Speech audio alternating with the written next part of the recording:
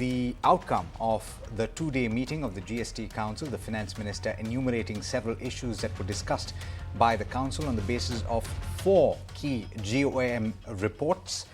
The first one, of course, related to the correction of inversions and exemptions that were taken up. There was also a mention that in fact, there was one issue that was not taken up of the first GOM, which related to rate rationalization.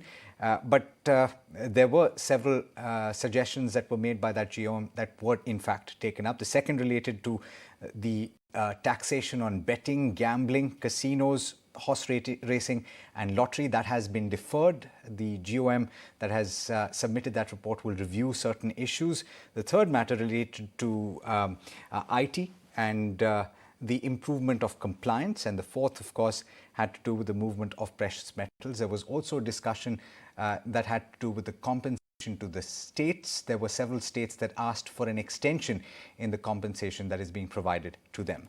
We're going to talk about some of these issues in more detail and talk about the implications of them. MS Money, the partner at Deloitte India, is joining in. We've got Sachin Menon, who's the head of indirect tax at KPMG, and we've also got Uday Pimprikar, who's the national leader indirect tax at EY. Thank you so much, gentlemen, for taking the time. I will start with you, Mr. Money. Just getting your initial view on the first issue that the finance minister spoke about, which was the inverted duty structure that was being corrected in certain cases, exemptions that have been rolled back. The mention was that there's not going to be a significant impact on the revenues. Perhaps there could be an increase, but not a significant increase. So one, your view on that, and also the compensation issue. Is there an easy answer here, or do you think that this will be a protracted conversation between the centers and the states? Okay, look, I think the most important part is the fact that the GST Council met today after a fairly long time, because while there was a meeting on 31st December, the real meeting happened somewhere in last September. So it's been a very long time since the state finance minister, union finance minister, the relevant officials have met. And since GST has been a very successful experiment in terms of center and states coordinating on a legislation and making it successful over the past 5 years, I believe more meetings will be better. As far as the deferment of some of the issues are concerned, I think at a very broad level, it is a very good idea that if something needs to be considered more in greater detail or more stakeholders need to be heard, as a matter of policy, I think it is very good that the decision is deferred till all stakeholders are heard and till all the relevant matters are considered. On as far as compensation sets is concerned, I think all of us are aware that, look, there are no easy answers, over there.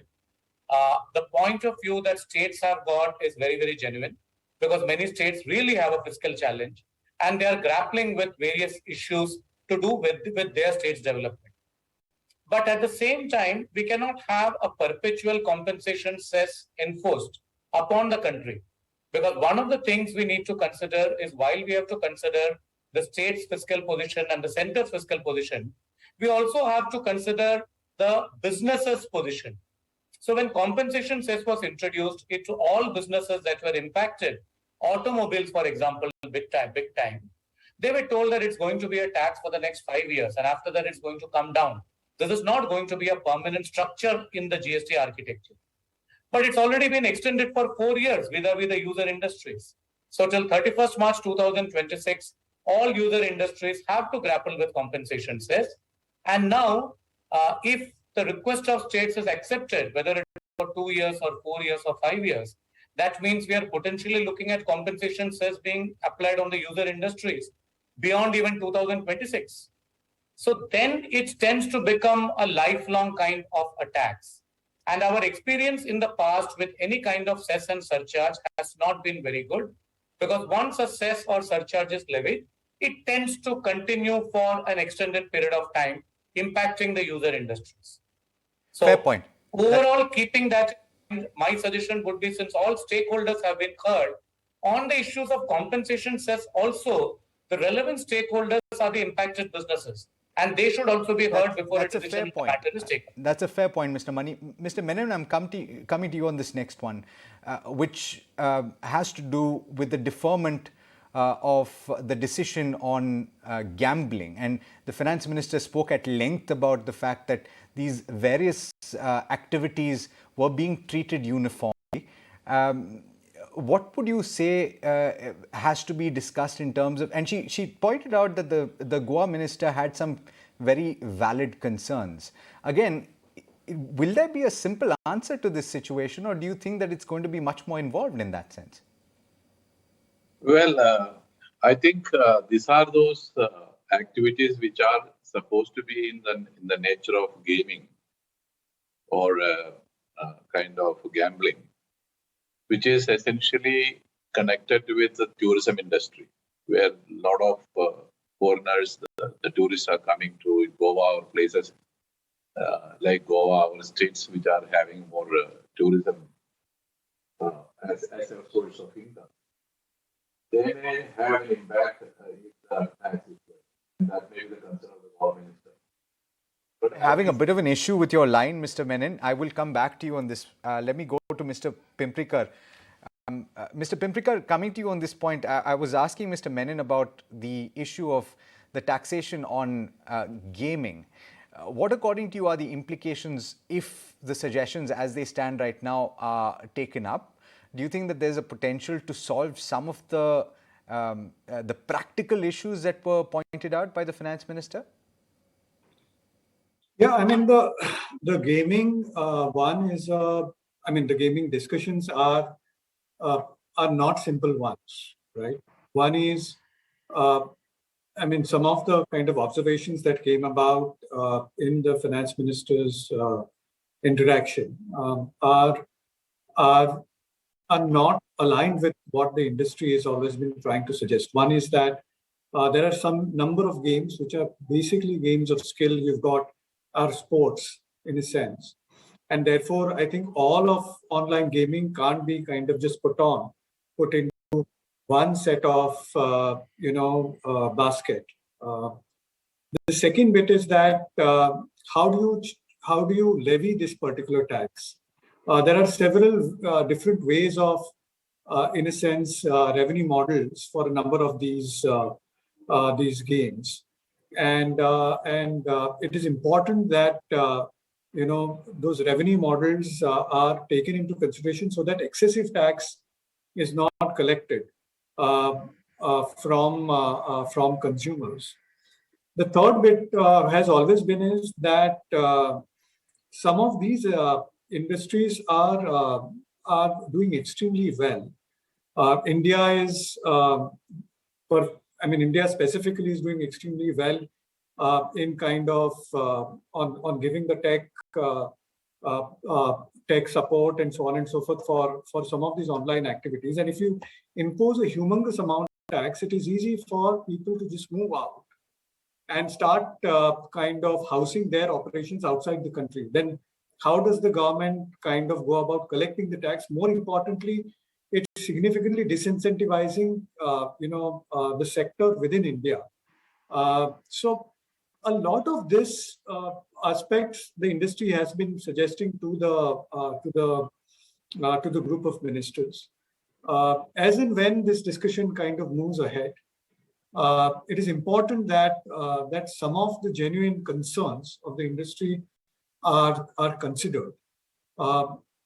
Online one, from a geography perspective, is very, very flexible. Even those aspects need to be considered. And some level of taxation at a reasonable level is okay, but imposing taxes at the highest level will disincentivize, in fact, compliance. So, to some extent, there are concerns of the industry that would need to get addressed, both on the rate as also the way the taxes are being collected on this industry, and if nothing else, absolute clarity, if it comes, on how the taxes will get collected. I think that would also help. Pimprikar, do stay by. I want to go across to Jay Saita, who's a tech and gaming lawyer. Jay, thanks for joining in. We were just talking about the issue of the taxation on online gaming. What specifically would you say are the concerns that industry has? Because at this juncture, I guess to a certain extent, they're talking about it, that it should not be a broad brush approach. So I think there is only one primary narrow concern that the industry has, and that is what will be the valuation on which the tax will be imposed on online gaming, whether it will be on the entire amount of the contest entry fee that a player uses to participate, or whether it would be on the commission, which is really the revenue of the online gaming platforms. The GOM, as it had proposed currently, was on the entire contest entry fee, which is against global norms and against what is currently being done by these online gaming operators, skill-based gaming operators, and it would have resulted in a huge dissonance and loss and damage to the industry. So in a way, the decision to send back the GOM report for reconsideration is a very welcome decision, and hopefully the GOM will consult with the stakeholders on this one narrow issue and come up with a solution that would work for the government as well as for the industry. Both have to move, towards some kind of a middle ground wherein it could be a higher tax than what it is being imposed currently. But the entire contest entry fee, which is really belongs to the prize pool of the players, is not taxed. So I think overall, it is a welcome move and one that was asked by the industry from the last few months, asking the GOM to consider this point. And I'm quite hopeful that GOM will consider this point in its final report that it will be submitted. And incidentally, that report will be given on the 15th of July. It will be considered in a meeting that will take place on the 1st of August, or in fact in the first week of August. Mr. Menon, I'm coming back to you on just a couple of points, and then I want to go to Mr. Pimprikar as well. On the point of rationalization of rates, I guess there was a lot of debate on this, and there was some expectations that has not come to pass. It's been deferred by 3 months. Do you see that as a negative, or do you think that this is par for the course? Essentially, the government is repeating the point that the revenue neutral rate, which was proposed at the time of introduction of GST, was about 15.8% or something. Whereas as of now, with this current rate, it is coming to 11.8. Anyway, these figures need to be reconfirmed. Now, when you are talking about compensation cess, it is supposed to be there for 4 more years till 2026. Now, if the rate committee coming back and say that many of the items need to go up, the rate need to go up, which means that more revenue to the states. And if it is that way, they will be collecting. Maybe if it is 15% is the average revenue neutral rate which we are proposing, which means that almost about the current revenue, 33%, 1/3 revenue should come in statistics if you do a back of the envelope calculation. And if 1/3 is the revenue which is going to go up by virtue of rate rationalization, then where is the question arises for a case arises for imposing the compensation cess further.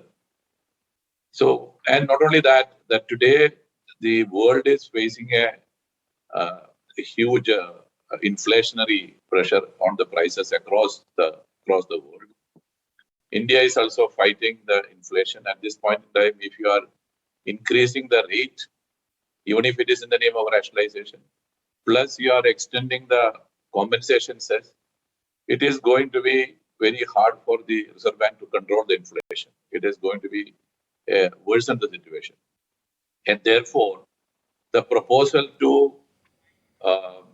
revise the rate upwards should be kept in abeyance, maybe till we tame this inflation. Yeah. It is ideal that the government don't get into this kind of a dangerous step of increasing the rate as of now. Okay. I want to go to you, Mr. Pimprikar, on this point, because this, I think, is really, in a sense, a catch-22 situation, right? You have the states that, and a number of them are, in fact, battling issues on the fiscal side. They require higher revenue. So raising the rates, in a sense, is not the best thing for the economy in terms of the CPI inflation at above 7%. It could be inflationary in nature, but at the same time, you're still talking about the possibility that there needs to be parity, right? And there needs to be increase in revenue to the states. What, according to you, is the perfect solution? Is there a perfect solution in terms of compensation or in terms of increasing the rates? Okay, I mean, I look at it a bit differently. One is, I think, as Sachin mentioned earlier, there is a gap in what the states want and what they are getting at present as revenue. Okay, and the gap is by the last estimate was about 1.5 trillion or 2 trillion rupees. Okay, which is about 10% or lesser than what revenue is being collected as a whole, and maybe 15-20% lesser than what the states are collecting. So to speak, on a broad basis. Part of this revenue gap has clearly been covered by humongous increase in compliance. I think what they've been able to achieve through the great, through implementing the GST and increasing compliance is laudable. So part of it has been done, but this revenue gap is there, and that will need to be addressed, and that will need to be addressed by some bit of increase in rates. The second bit is that unless you address revenue anxieties of states, the larger reform packages that you need to deploy on the GST front, we will not be able to move ahead. Today, structural issues on GST, for example, inclusion of very, very relevant sectors is out there, needs to be discussed and debated and moved ahead from. There are arbitrary kind of deferral of credits or denial of credits for that matters. Those need to be addressed. And if you don't address this, the direct impact is on the competitiveness of Indian product. And if you're not able to address this overall aspiration to go to a 5 trillion and then to 30 trillion economy is to that extent going to be more challenging, right? I mean, to address. So these are very, very seminal issues to be addressed. And to my mind, you will never be able to address it unless you handle the revenue issue. Certainly. So to my mind, some increase in rates is warranted for sure. You really can't increase it 30%. That would be, that's not even warranted given the present compliances in general. Absolutely. I think that more or less covers the issue. Gentlemen, thank you so much for taking the time. I guess you could say that there are no easy answers when it comes to some of these issues, but the point is that they are in fact being discussed and deliberated, and we're moving forward, and that's most important.